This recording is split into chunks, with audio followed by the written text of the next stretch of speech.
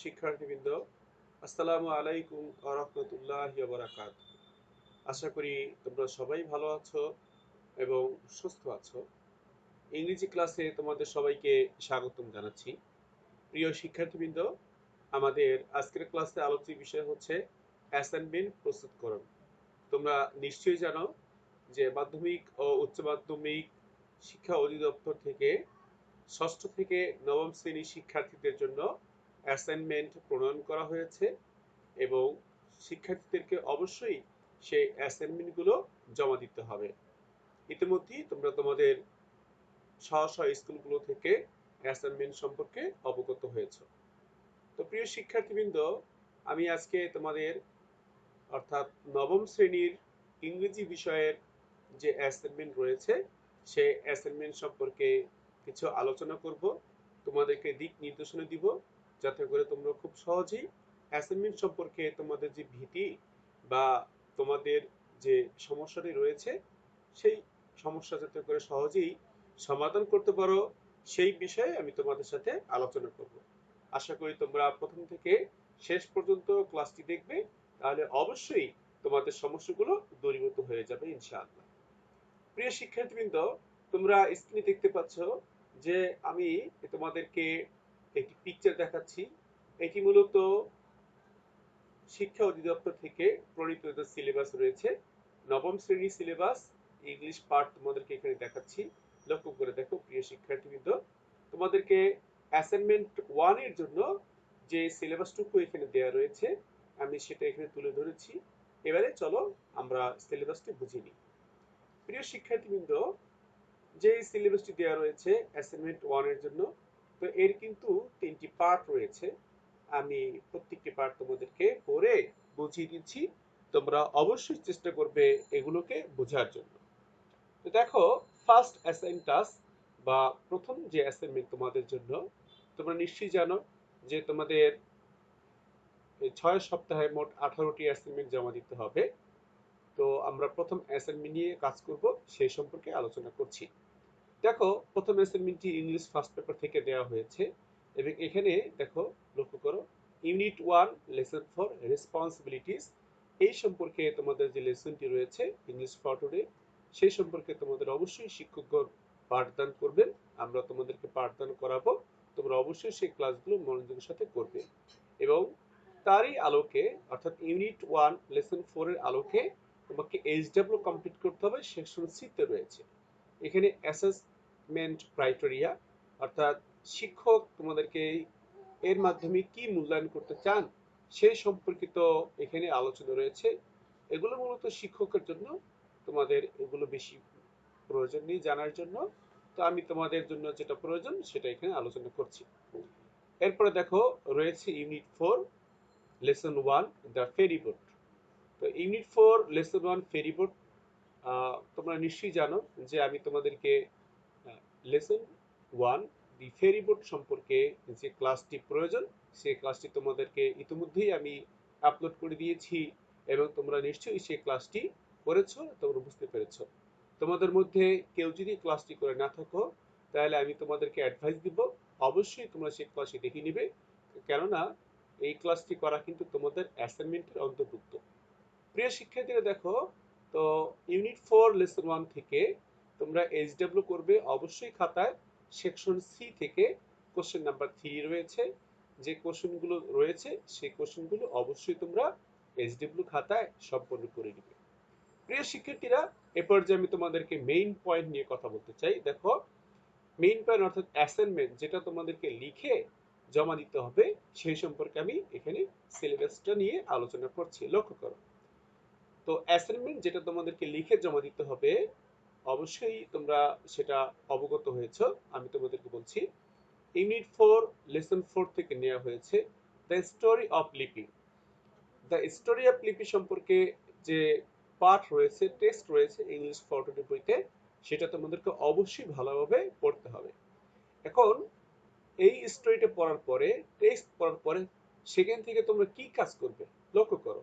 আমি তোমাদেরকে বলতে চাই সেটি হচ্ছে, এই টেক্সট যখন তোমরা পড়বে অবশ্যই সেখান থেকে তোমরা গুরুত্বপূর্ণ ভোকাবুলারি, ওয়ার্ড মিনিং এবং সেই স্টোরিটার বাংলা অর্থ সহকারে তোমরা হৃদয়ঙ্গম করে নিবে, তোমরা অবশ্যই ভালোভাবে সেটা শিখে নিবে, কারণ তার উপর নির্ভর করেই কিন্তু তোমাদেরকে অ্যাসাইনমেন্ট লিখতে হবে।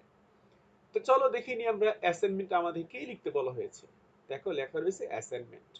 এখন দেখো কি বলেছে, read the beginning of the story. একটি গল্প এখানে দেওয়া রয়েছে এবং এই গল্পটি হচ্ছে শুরুতে কি থাকে সেটা দেওয়া রয়েছে। The beginning of the story, একটি গল্পের শুরু বা সূচনা এখানে দেওয়া রয়েছে। Write 10 new sentences to complete the story in a way you would like. তারপর তোমাদের জন্য নির্দেশনা দেওয়া হয়েছে যে এই যে স্টোরিটা শুরুটা দেওয়া হয়েছে, লক্ষ্য করে দেখো নিচে আমি তোমাদের পড়ে শোনাবো।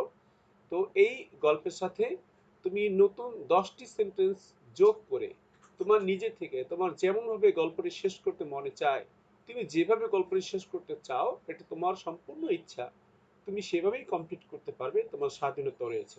তবে মনে রাখবে, এই যে গল্পের শুরুটা দেয়া রয়েছে, গল্পের সূচনা এখানে দেয়া রয়েছে, সেই সূচনা অনুযায়ী তোমরা অবশ্যই গল্পটি শেষ করার জন্য চেষ্টা করবে। তো আরেকটি কথা এখানে বলে রাখা প্রয়োজন, যেহেতু আমাদেরকে অ্যাসাইনমেন্ট করতে বলা হয়েছে ইউনিট 4 লেসন 4 থেকে, অর্থাৎ দ্য স্টোরি অফ লিপি। তো লিপির জীবনে যে ঘটনাগুলো ঘটেছে, তো সেখান থেকেই কিন্তু আমরা আমাদের যে সোর্স, অর্থাৎ অ্যাসাইনমেন্ট লেখার জন্য যে সোর্স, সেই সোর্সটা কিন্তু আমরা পেয়ে যাব। আশা করি তোমরা নিশ্চয়ই সেই জিনিসটি খেয়াল করবে এবং তোমরা যখন এই গল্পটি পূরণ করবে, অর্থাৎ নতুন করে 10টি সেন্টেন্স তোমরা এর সাথে যোগ করে লিখবে অ্যাসাইনমেন্ট পেপারে, সেক্ষেত্রে তোমরা অবশ্যই লিপির যে ঘটনাগুলো ঘটেছে তার সাথে মিল রেখে এই ঘটনাটি লেখার জন্য চেষ্টা করবে। তো দেখো এখানে তোমাদের জন্য কি ঘটনা রয়েছে সেটি একটু লক্ষ্য করে দেখো। নীলা, a young girl of 14, is a student of class 9 of Noapara girls high school, Noapara. আমি একটু তোমাদেরকে বাংলা বলে দিচ্ছি, যদি দুর্বল কোনো স্টুডেন্ট থাকো তাহলে অবশ্যই আমার বাংলা অর্থটা বুঝতে পারবে এবং তার জন্য এটা হেল্পফুল হবে। দেখো, নীলা 14 বছর বয়সী একটি মেয়ে, সে নবম শ্রেণীর ছাত্রী, Noapara girls high school Noapara অবস্থিত, সেখানকার সে নবম শ্রেণীর একজন ছাত্রী। She was a poor girl, but had an aspiration to help her family for a better life. সে ছিল একটি গরিব মেয়ে, কিন্তু তার মনে একটি আশা ছিল বা আকাঙ্ক্ষা ছিল যে সে তার পরিবারের জন্য কাজ করবে, পরিবারকে সাহায্য করবে, যাতে করে তারা আর একটু ভালো জীবনযাপন করতে পারে।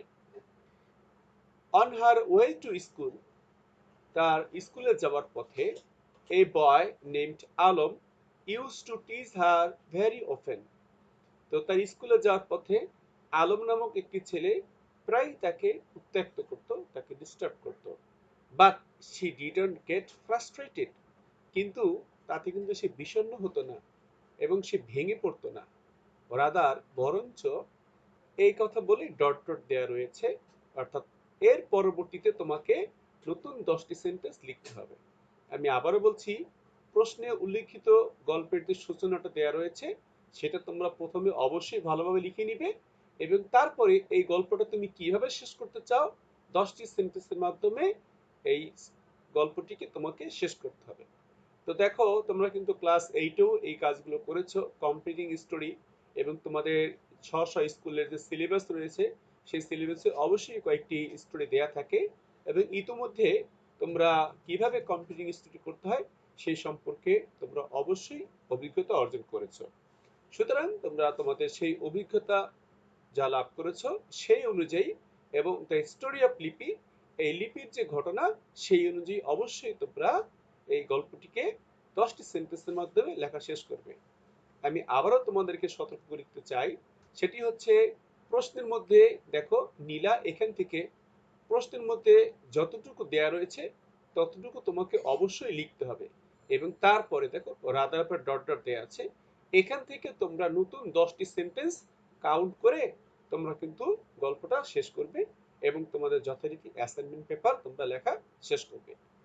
প্রিয় শিক্ষার্থীবৃন্দ, এই ছিল তোমাদের সিলেবাস সংক্রান্ত এবং অ্যাসাইনমেন্ট 1 সংক্রান্ত সিলেবাসের অন্তর্ভুক্তি যা দেয়া রয়েছে সেগুলো তোমাদের সাথে আলোকপাত করলাম।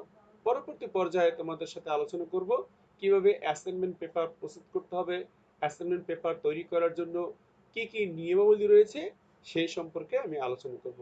আশা করি সেই কথাগুলো অত্যন্ত গুরুত্বপূর্ণ হবে তোমাদের অ্যাসাইনমেন্ট তৈরির জন্য। সুতরাং অবশ্যই মনোযোগের সাথে সেটা শ্রবণ করবে। সুপ্রিয় শিক্ষার্থীবৃন্দ, এ পর্যায়ে আমি তোমাদেরকে তোমাদের যে টেক্সট বই রয়েছে সেই টেক্সট বইতে দ্য স্টোরি অফ লিপি ইউনিট 4 লেসন 4 থেকে নেওয়া হয়েছে, সেটি তোমাদেরকে আমি দেখাবো এবং অবশ্যই সেটা তোমাদেরকে চেষ্টা করব বাংলা অর্থ সহকারে সংক্ষেপে আলোচনা করার জন্য। তোমরা অবশ্যই পূর্ণ মনোযোগ সহকারে ক্লাসটি সম্পূর্ণ দেখবে। প্রিয় শিক্ষার্থীবৃন্দ, লক্ষ্য করো আমি তোমাদের টেক্সট দিয়েছি, তবে এখানে একটি কথা বলা প্রয়োজন। সেটি হচ্ছে তোমরা যখনই ইংরেজি পড়বে বা ইংরেজি শিখবে তখন অবশ্যই এর অর্থগুলো জানার চেষ্টা করবে। বিশেষ করে নতুন নতুন যে ওয়ার্ড মিনিং রয়েছে সেই ওয়ার্ড মিনিং গুলো তোমরা অর্থ সহকারে বানান সহকারে অবশ্যই শিখে নিবে। তো চলো প্রিয় শিক্ষার্থীবৃন্দ, এখন এই পর্যায়ে আমি তোমাদেরকে সেই ওয়ার্ড মিনিং গুলো দেখিয়ে দিচ্ছি। আমরা পড়ছি ক্লাস 9 এর অ্যাসাইনমেন্ট সংক্রান্ত unit 4 lesson 4 the story of লিপি। এই সংক্রান্ত যে ভোকাবুলারিগুলো রয়েছে সেগুলো আমি আলোচনা করছি। লক্ষ্য করো, একটি শব্দ তুমি পাবে যখন তোমরা লেসনটি পড়বে, তখন কিন্তু আমি ইংলিশটা বলার পরে বাংলা বলে যাব, তখন একটি একটি করে শব্দ বলা হয়তো প্রয়োজন হবে না, তাতে করে ক্লাসটি দীর্ঘায়িত হবে। তো সেজন্য আমি ভোকাবুলারিগুলো এখানে বলে দিচ্ছি। ব্রিফ, ব্রিফ হচ্ছে একটি অ্যাডজেক্টিভ এবং এর বাংলা অর্থ হচ্ছে সংক্ষিপ্ত। ইংরেজিতে আমরা বলতে পারি lasting only a short time or containing few words. পরবর্তী শব্দ হচ্ছে হোম মেকার। হোম মেকারের বাংলা অর্থ গৃহিণী, আমরা হাউস ওয়াইফ বলে থাকি। তো এটি একটি নাউন। মনে রাখবে যে পার্সন স্পিচ আইডেন্টিফিকেশন বা পার্সন স্পিচ চিনতে পারা, সেটা খুঁজে বের করতে পারা, এটিও একটি গুরুত্বপূর্ণ বিষয়। তোমরা অবশ্যই সেই দিকে খেয়াল রাখবে। তো হোম মেকারকে আমরা ইংরেজিতে বলতে পারি a person, specially a women who manages a home. পরবর্তী শব্দ হচ্ছে পার্টিকুলারলি। এটি একটি অ্যাডভার্ব এবং এর বাংলা অর্থ হচ্ছে বিশেষ করে, মানে স্পেশালি। পার্টিকুলারলি আমরা কি বলতে পারি? স্পেশালি। অথবা আমরা এইভাবে এটাকে ডেফিনিশন করতে পারি to a higher degree that is usual or average. পরবর্তী শব্দ হচ্ছে রেইজ। এটি হচ্ছে ভার্ব টু ব্রিং আপ, অর্থাৎ লালন পালন করা। পরবর্তী শব্দ হচ্ছে অ্যাকসেপ্ট। এটিও একটি ভার্ব, এর মানে হচ্ছে গ্রহণ করা। ইংরেজিতে আমরা যদি বলি to agree with someone or to something.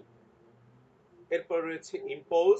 Impose এটি একটি ভার্ব, এর অর্থ হচ্ছে আরোপ করা, কার উপরে কোনো কিছু প্রভাব করা, চাপিয়ে দেয়া। টু অ্যাট্রিবিউট আপন। পরবর্তী ওয়ার্ড হচ্ছে সিক্রেটলি। এটি একটি অ্যাডভার্ব, এর অর্থ হচ্ছে নট পাবলিকলি, অর্থাৎ গোপনে। পরবর্তী শব্দ দেখো আপসেট। আপসেটের বাংলা অর্থ হচ্ছে বিষণ্ণ হওয়া বা বিষণ্ণতা। এটি হচ্ছে নাউন। ইংলিশটা আমরা বলতে পারি unhappy or disappointed because of something unpleasant. পরবর্তী শব্দ দেখো উইডোয়ার। উইডোয়ারের বাংলা অর্থ হচ্ছে বিপত্তি, অর্থাৎ যার স্ত্রী মারা গিয়েছেন, অর্থাৎ এখন আর স্ত্রী নেই, তখন ওই ব্যক্তিকে বলা হয়, পুরুষ ব্যক্তি, তাকে বলা হয় উইডোয়ার।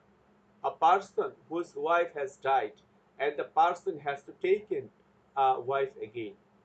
এরপর শব্দ রয়েছে দেখো ইনফ্লুয়েন্সিয়াল। এটি একটি অ্যাডজেক্টিভ, এর বাংলা অর্থ হচ্ছে প্রভাবশালী এবং ইংরেজি হচ্ছে having much influence over someone or something. পরবর্তী শব্দ ইনএভিটেবল। এটি একটি অ্যাডজেক্টিভ, এর অর্থ হচ্ছে অপরিহার্য।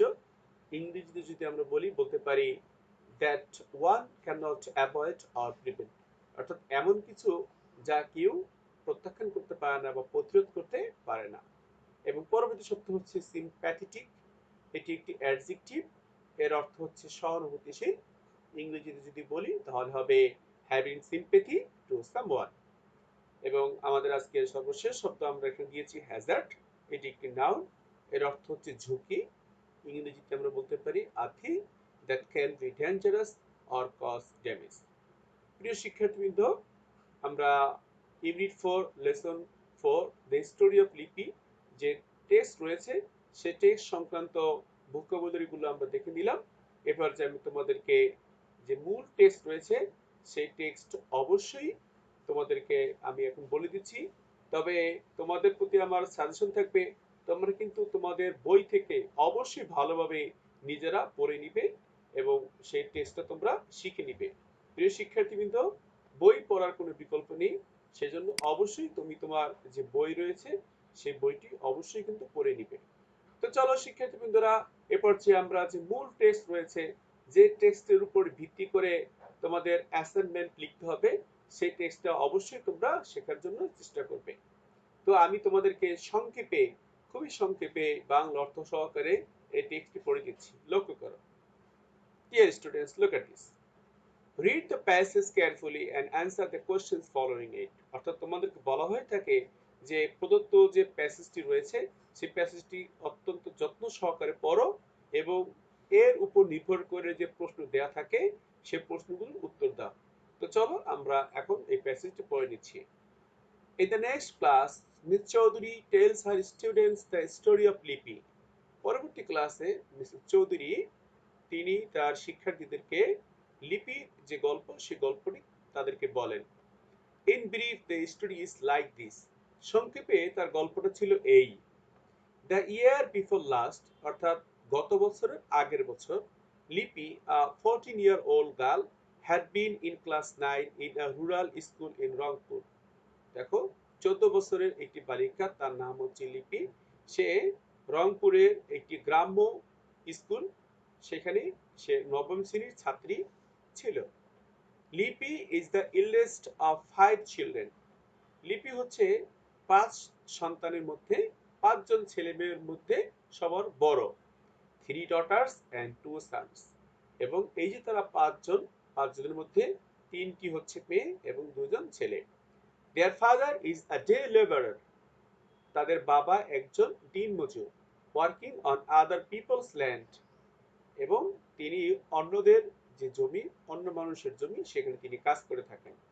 Mother is a homemaker and a part-time worker at other people's house। তার মা একজন গৃহিণী এবং তিনি অন্য মানুষের বাড়িতে কাজ করে থাকেন কিছু সময়ের জন্য, পার্ট টাইম অর্থাৎ আংশিক বা কিছু সময়ের জন্য তিনি অন্যদের বাড়িতেও কাজ করে থাকেন। The parents, particularly the mother, found it really difficult to raise 5 children on the small income the father could earn। Parents, parents মানে কি? বাবা মা। বাবা মা, বিশেষ করে মা, অর্থাৎ এখানে লিপির মায়ের কথা বোঝানো হচ্ছে। তো তিনি এটি দেখতে পেলেন যে এই 5 জন সন্তান লালন পালন করা খুব কঠিন হয়ে দাঁড়িয়েছে তাদের যে বাবার অল্প পরিসরের উপার্জন, সে অল্প উপার্জনের মাধ্যমে। Perhaps that is why Lipi's father wanted to marry her off। সম্ভবত সেই জন্যই লিপির বাবা চেয়েছিলেন লিপিকে বিয়ে দিয়ে দিতে। But Lipi was not ready to accept what her parents wanted to impose on her। কিন্তু লিপি প্রস্তুত ছিল না, সে কিন্তু তৈরি ছিল না যে তার বাবা মা তার উপরে যে জিনিসটা বা বিবাহ নামক যে বিষয়টা তার উপর চাপিয়ে দিবে, তার উপরে আরোপ করতে চাচ্ছে, তার জন্য সে একেবারেই প্রস্তুত ছিল না। She wanted to pursue her education। সে চেয়েছিল তার পড়াশোনা চালিয়ে নিতে, পড়াশোনা করতে চেয়েছিল। So long her mother stood by her, though secretly। এতদিন পর্যন্ত তার মা কিন্তু তার পাশেই ছিল, যদিও তিনি গোপনে এই কাজটি করেছেন, লিপিকে তিনি সমর্থন জুগিয়েছেন। But when her father arranged her marriage with Taramia, কিন্তু যখন তার বাবা তারামিয়ার সাথে তার বিবাহ ঠিক করলো, এখন তারামিয়াকে, তারামিয়ার পরিচয়টা পড়ার লাইনে তোমরা পেয়ে যাচ্ছ। দেখো, with Taramia, the only son of a farmer in the same village। Taramia হচ্ছে তাদের একই গ্রামের একজন কৃষকের ছেলে, একমাত্র ছেলে। She became a little upset।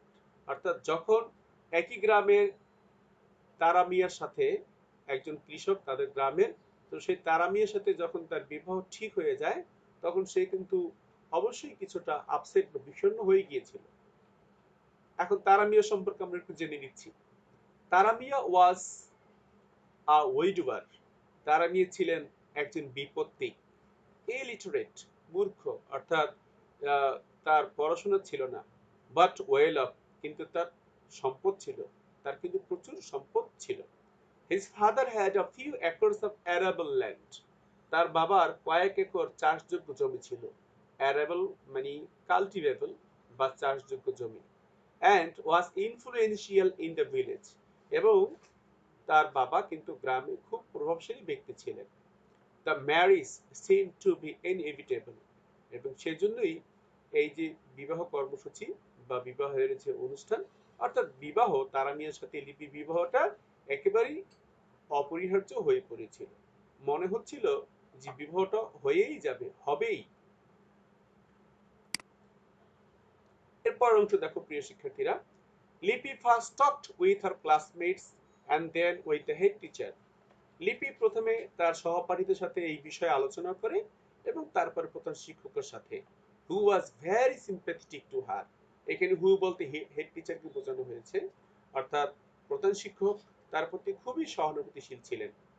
He called a meeting of the father teachers and students of the school. তিনি বিদ্যালয়ের শিক্ষক এবং শিক্ষার্থীদের সাথে একটি সভা ডাকলেন। Also, the school managing committee members, some respectable persons of the village, Lipi's and Taramia's fathers, attended the meeting. এবং সেই যে মিটিং, সেখানে স্কুল কমিটি, ম্যানেজিং কমিটি বা স্কুল পরিচালনা কমিটির সদস্যবর্গ এবং তারামিয়া এবং লিপির যে পরিবারের সদস্যবৃন্দ, এছাড়াও গ্রামের অন্যান্য সম্মানিত ব্যক্তিবর্গ সেই সভাতে উপস্থিত ছিল। The head teacher explained in detail the serious consequences that would follow লিপি's marriage. প্রধান শিক্ষক সভায় দাঁড়িয়ে লিপির বিবাহের মাধ্যমে লিপির যে কি পরিমাণ ক্ষতি হবে, অর্থাৎ মারাত্মক ফলাফল বা মারাত্মক বিপর্যয় নেমে আসবে, সেই বিষয়টা তিনি ব্যাখ্যা করে বিস্তারিত বুঝিয়ে বললেন। She would be having children, তার হয়তো ছেলে মেয়ে হবে, from her very early age, এবং সেটা হবে তার খুবই অল্প বয়সে, 15 or 16, অর্থাৎ 15 বা 16 বছর বয়সে মাত্র। It would create constant health hazards to her, এবং এর ফলে তার কিন্তু বিরতিহীনভাবে তার স্বাস্থ্যের অবনতি ঘটবে, অর্থাৎ তার স্বাস্থ্য অবনতি যখন ঘটবে এটা কিন্তু চলতেই থাকবে। Her education would stop, তার পড়াশোনা হয়তো বন্ধ হয়ে যাবে। And on top of all, এবং সর্বোপরি যে কথা সেটি হচ্ছে, her marriage against her will might shatter her future dream, তার বিবাহ যা তার ইচ্ছের বিরুদ্ধে, এই ইচ্ছের বিরুদ্ধে যদি বিবাহ দেওয়া হয়, এর মাধ্যমে তার যে ভবিষ্যৎ স্বপ্ন, সে স্বপ্ন হয়তো ভেঙে যাবে, ভেঙে খান খান হয়ে যাবে। At one stage, Taramia's father stood up and tried to argue. কথা বলার এক পর্যায়ে তারামিয়ার বাবা তিনি দাঁড়িয়ে গেলেন এবং তিনি কিছুটা তর্ক বিতর্ক করতে চাইলেন এবং তিনি বললেন, you are all making mistakes, আপনি তো এই সব কিছু ভুল করছেন, আপনি অনেক ভুল করছেন। Lipi would be very happy if she got married with Taramia, যদি তারামিয়ার সাথে লিপির বিবাহ হয় তাহলে সে অনেক সুখীও তো হতে পারে। শি উড হ্যাভ এভরিথিং, সে হয়তো সবকিছুই পেয়ে যাবে, মানি, সে টাকা পয়সা পাবে, ক্লোথস, জামা কাপড় পাবে, home and status in the society, এবং সে থাকার জন্য ঘর পাবে এবং সমাজে মর্যাদা পাবে। Why are you trying to deprive her of this opportunity, আপনি কেন তাকে এই সুযোগ থেকে বঞ্চিত করার জন্য চেষ্টা করছেন? তো এই ছিল তারামিয়ার বাবার কথা। যেহেতু তিনি প্রভাবশালী ব্যক্তি, সেজন্য তিনি সবার মধ্যে এই কথাগুলো বললেন, যাতে করে তিনি তার কথায় সাপোর্ট পেয়ে যান, তার যুক্তিতে মানুষের সাপোর্ট পেয়ে যান। তো দেখা যাক এরপরে কি হয়।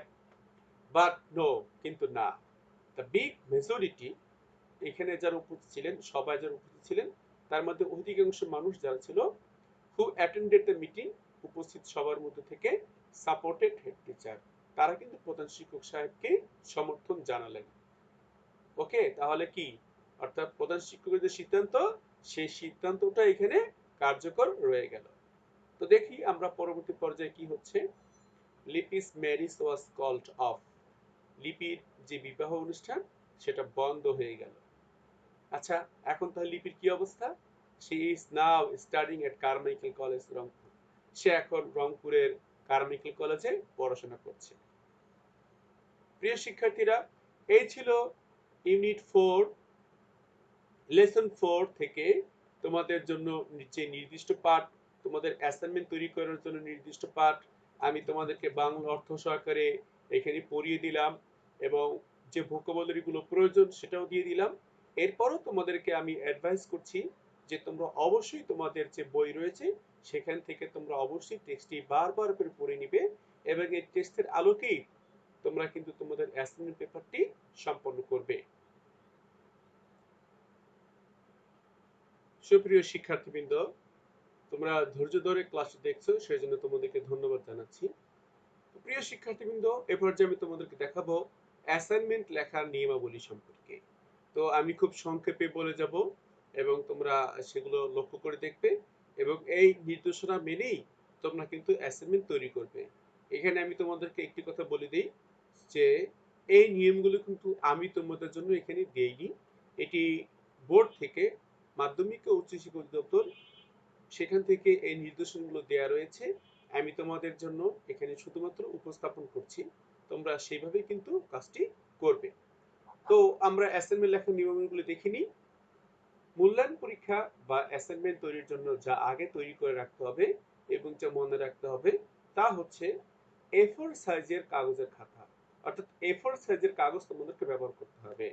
আমি তোমাদেরকে বলে দিই যে তোমরা নিশ্চয়ই চেষ্টা করবে A4 সাইজের অফসেট পেপারটি ব্যবহার করার জন্য চেষ্টা করবে।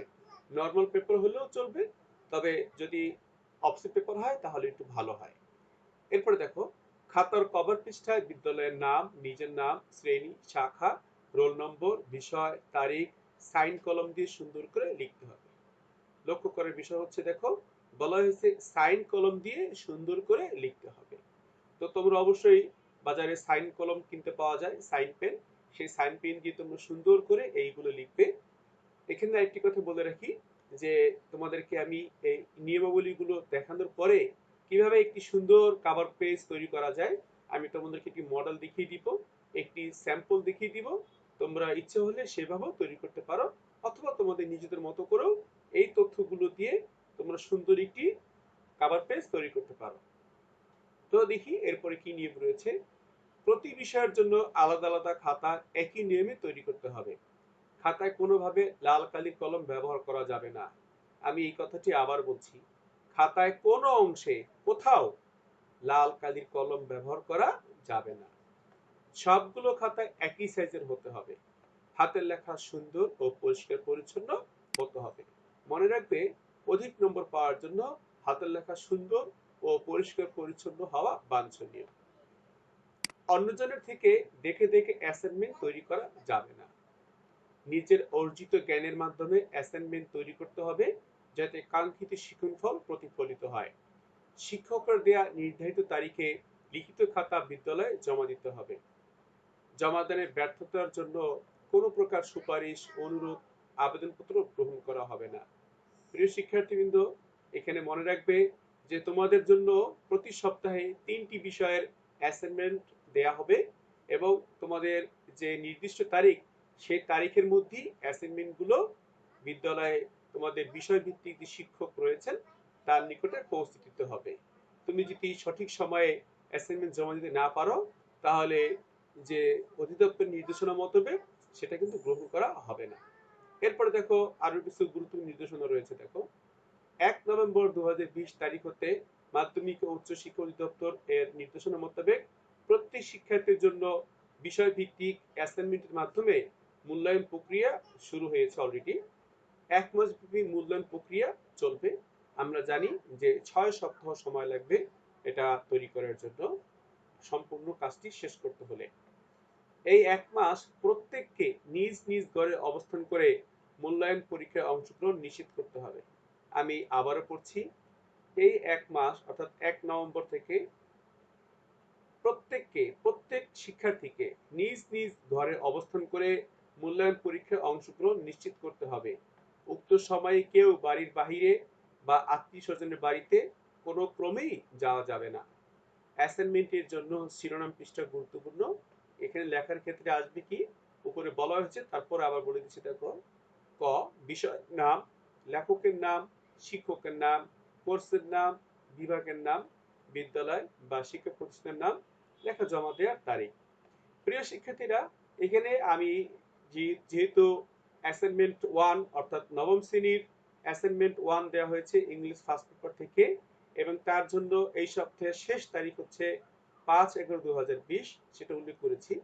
তোমাদের সুবিধার জন্য একটি স্যাম্পল কভার পেজ সংযুক্ত করে দিয়েছি আমি এখনই তোমাদেরকে দেখাবো। তোমরা সবাই এই নিয়মে কভার পেজ সংযুক্ত করে 5/11/2020 তারিখে রোজ বৃহস্পতিবার অ্যাসাইনমেন্ট অবশ্যই জমা দিবে। বর্ণিত নিয়মের বাহিরে কেউ অ্যাসাইনমেন্ট তৈরি করলে তা কোনো ক্রমেই গ্রহণ করা হবে না। প্রিয় শিক্ষার্থীরা, আমি ইতিপূর্বে তোমাদের সাথে আলোচনা করেছি অ্যাসাইনমেন্ট সম্পর্কে। তো অ্যাসাইনমেন্টের জন্য এখানে প্রশ্নটাও দিয়ে দিচ্ছি, আবার তুমি লক্ষ্য করে দেখো। Assignment 1 for class 9, subject English first paper. Question: read the beginning of the story. Write new 10 sentences to complete the story in a way you would like. এরপরে তোমরা নিশ্চয়ই এই প্রশ্নটি দেখেছো, তারপর আমি আবার বলে দিচ্ছি। নীলা, a young girl of 14, is a student of class 9 of Noapara girls high school, Noapara. তোমরা প্রথম দিকে দেখেছো যে নীলা নামক 14 বছর বয়সী নবম শ্রেণীর একজন শিক্ষার্থী, সে নোয়াপাড়া গার্লস হাই স্কুল নোয়াপাড়ায় অবস্থিত, সেখানের একজন শিক্ষার্থী। She was a poor girl but had an aspiration to help her family for a better life. সে একজন গরিব মেয়ে, কিন্তু তারপরেও তার মনের মধ্যে উচ্চ আকাঙ্ক্ষা রয়েছে যে সে তার পরিবারকে সাহায্য করবে যাতে করে তারা আরো বেশি সুন্দর জীবনযাপন করতে পারে। On her way to school, কিন্তু তার স্কুলে যাওয়ার পথে a boy named Alam used to tease her very often. Alam নামক একটি ছেলে তাকে প্রায়ই রাস্তায় তাকে ডিস্টার্ব করে, তাকে উত্ত্যক্ত করে। But she didn't gate frustrated, কিন্তু তাতে সে বিষণ্ণ হয়ে পড়েনি, ভেঙে পড়েনি। রাদার, এই রাদার বলার পরে এটাও লিখতে হবে, অর্থাৎ এখান থেকে এতটুকু তুমি অবশ্যই সম্পূর্ণ লিখবে, এবং সম্পূর্ণ লেখার পরে নতুন করে 10টি সেন্টেন্স এখান থেকে লেখা শুরু করবে। দেখো, এখান থেকে নতুন করে 10টি সেন্টেন্স তুমি কমপ্লিট করবে, এবং তারপরে কিন্তু তোমরা লেখা শেষ করবে। তো কভার পেজে আর কিছু লেখা যাবে না, কভার পেজটা আমি এখনই তোমাদেরকে দেখাচ্ছি। এবং কভার পেজের ভিতরে একটি পেজ দিবে, সেই পেজে তোমরা শিরোনাম লিখবে। উপরে উপরে শিরোনাম তোমরা নিশ্চয়ই জানো যে কম্পিটিং স্টোরি করলে তার একটা শিরোনাম দিতে হয়। তো তোমরা সেই শিরোনামটা দিবে, শিরোনাম দিয়ে তারপর তোমরা এখান থেকে লেখা শুরু করবে। আবার বলছি, এতটুকু লিখে নতুন 10টি সেন্টেন্স দিয়ে এই গল্পটা শেষ করবে। এমন ভাবে শেষ করবে যেন সেটি একটি সুন্দর গল্প তৈরি হয়। তুমি তোমার মতো করে, তোমার ইচ্ছে মতো তুমি কিন্তু সেটি গল্পটি উপস্থাপন করতে পারো।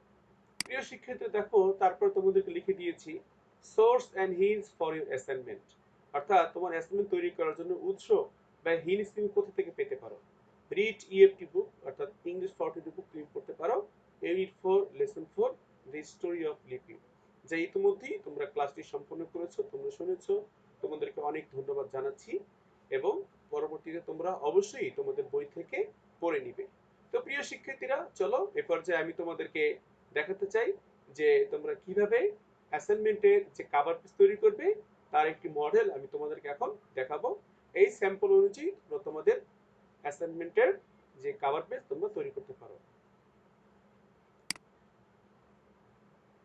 প্রিয় শিক্ষার্থী, দেখো এখানে তোমাদের জন্য একটি অ্যাসাইনমেন্টের মডেল দেওয়া রয়েছে। আমি আমার বিদ্যালয়ের, অর্থাৎ আমি যে প্রতিষ্ঠানে শিক্ষকতা করি সেই প্রতিষ্ঠানের যারা শিক্ষার্থী রয়েছে তাদের জন্য একটি কভার পেজের মডেল বা স্যাম্পল তৈরি করেছি। তো তোমরা ইচ্ছে করলে এইভাবে কিন্তু লিখতে পারো। এটি হচ্ছে প্রথম পেজ। বইয়ের যে প্রথম একটা পেজ থাকে, সুন্দর একটি মলার থাকে, তো এটা কিন্তু সেরকম একটি বিষয়, কভার পেজ বলে এটাকে। এর ভিতরে আরেকটি পেজে কিন্তু তোমরা তোমাদের অ্যাসাইনমেন্ট লেখা শুরু করবে। এই পেজে বা এর উল্টো দিকে যে জায়গাটা থাকবে সেখানে কিন্তু কিছুই লেখা যাবে না। তো দেখো তোমরা কিন্তু এভাবে তৈরি করতে পারো। আমি তোমাদেরকে আরেকটু বড় করে দেখাচ্ছি। দেখো, প্রথমে তোমরা প্রতিষ্ঠানের নাম লিখবে, এরপরে অ্যাসাইনমেন্ট নাম্বার লিখবে, এটা অ্যাসাইনমেন্ট নাম্বার 1, তারপরে সাবজেক্টের নাম লিখবে। এবার হচ্ছে সাবমিটেড বাই, অর্থাৎ এই অ্যাসাইনমেন্টটি কে সাবমিট করছে, যে ছাত্র বা ছাত্রী এই অ্যাসাইনমেন্টটি তৈরি করছে তার নামটা এখানে লিখতে হবে। এরপরে ক্লাস লিখবে ক্লাস 9, বয়েজ হলে বয়েজ, গার্লস হলে গার্লস, গ্রুপ লিখবে, সায়েন্স হলে সায়েন্স লিখবে, এবং যদি বিজনেস স্টাডিজ হয় তাহলে বিজনেস স্টাডিজ লিখবে, এবং যদি হিউম্যানিটিস হয় তাহলে হিউম্যানিটিস লিখবে। এরপরে তোমার ক্লাস আইডি বা রোল নাম্বার, অর্থাৎ তুমি যে বিদ্যালয়ে পড়ো সেখানে অবশ্যই তোমার একটি আইডি বা ক্লাসের রোল নাম্বার রয়েছে, তুমি সেই রোল নম্বরটি অবশ্যই এখানে লিখবে। এরপরে সাবমিটেড টু, অর্থাৎ তোমার যে বিষয় ভিত্তিক, এই ক্ষেত্রে ইংলিশের কথা বলা হচ্ছে, তোমার যে বিষয় শিক্ষক ইংরেজি পড়ান তোমাকে বা অন্য বিষয়ের হলে সেই বিষয়ের শিক্ষকের তুমি নাম এখানে লিখবে এবং তার পদবি লিখে দিবে। দেখো এখানে আমি আমার নামটা ব্যবহার করেছি, Mohammad Abdullah Liton, assistant teacher, department of English. আর প্রতিষ্ঠানের নাম তো উপরই বলা হয়েছে। সাবমিটেড অন, অর্থাৎ কোন তারিখে সাবমিট করা হয়েছে, তা আমি এখানে সর্বশেষ তারিখ দিয়েছি। এটি ইচ্ছে করলে 4 তারিখও দেওয়া যেত, তো আমি সর্বশেষ তারিখ সেটা এখানে লিখে দিয়েছি, সাবমিটেড অন 5th November 2020। এরপরে একটি এখানে সিগনেচার অপশন রয়েছে, তোমরা জানো, এখানে লিখতে পারো অ্যাসাইনমেন্ট 1 সাবমিটেড বাই, অর্থাৎ যিনি সাবমিট করছেন, এখানে আমি এক্সাম্পল হিসেবে দিয়েছি এমডি জিতেন ইসলাম, তো তার একটা সাইন সে এখানে দিয়ে দিতে পারে। এবং যিনি অ্যাসাইনমেন্টটি গ্রহণ করছেন তিনি এখানে অ্যাসাইনমেন্টের গ্রহণ করার জন্য একটি স্বাক্ষর তিনি দিয়ে দিবেন। এবং তারপরে শিক্ষক, সম্মানিত শিক্ষক এই অ্যাসাইনমেন্টটি তিনি জমা নেবেন এবং পরবর্তী তিনি এই অ্যাসাইনমেন্টটি মূল্যায়ন করবেন এবং সেই সম্পর্কে মন্তব্য করবেন এবং তার কাছে তিনি রেখে দিবেন। অবশ্যই শিক্ষার্থীরা এই অ্যাসাইনমেন্টটি তার হাতে পাবে। শিক্ষার্থীরা অবশ্যই দেখতে পাবে যে বিষয় শিক্ষক তার এই অ্যাসাইনমেন্টের জন্য কি মন্তব্য করেছেন, কি কমেন্ট লিখে দিয়েছেন, সেই কমেন্ট অনুযায়ী সে কাজটা করবে এবং পরে আবার শিক্ষকের কাছে জমা দিবেন। এবং বিষয় শিক্ষক যিনি রয়েছেন, সম্মানিত শিক্ষকবৃন্দ, তারা কিন্তু এই অ্যাসাইনমেন্টগুলো তাদের কাছে সংরক্ষণ করে রাখবেন। তো প্রিয় শিক্ষার্থীরা, এই ছিল আমাদের আজকের ক্লাস অ্যাসাইনমেন্টের উপরে। আশা করি তোমরা অবশ্যই উপকৃত হবে এবং এই ক্লাসটি তোমরা যদি না বুঝতে পারো বারবার করে দেখবে। আবারও বলি যে তোমাদের টেক্সট বই পড়ার কিন্তু কোনো বিকল্প নেই, সুতরাং তোমরা অবশ্যই টেক্সট বই অবশ্যই পড়ে নিবে। এতক্ষণ পর্যন্ত ধৈর্য সহকারে তোমার প্রথম থেকে শেষ পর্যন্ত ক্লাসটি দেখেছো, সেই জন্য তোমাদেরকে অসংখ্য ধন্যবাদ জানাচ্ছি। শিক্ষার্থীবৃন্দ, তোমাদের যদি এই ক্লাসটি ভালো লেগে থাকে তাহলে অবশ্যই তোমরা তোমাদের যে ফ্রেন্ড রয়েছে সেই ফ্রেন্ডসদের সাথে তোমরা এই ক্লাসটি শেয়ার করে দিতে পারো, তাতে করে তারাও উপকৃত হবে। এছাড়াও তোমাদের কাজিন বা অন্যান্য বন্ধু বান্ধব যারা রয়েছে তাদের সাথে তোমরা শেয়ার করে দিতে পারো। সবাই যাতে করে উপকৃত হয়, এটাই হচ্ছে আমাদের একান্ত প্রত্যাশা। প্রিয় শিক্ষার্থীবৃন্দ, তোমরা ভালো থেকো, সুস্থ থেকো, এই কামনা করে আজকের মতো এই ক্লাসটি এখানেই শেষ করছি। আল্লাহ হাফেজ।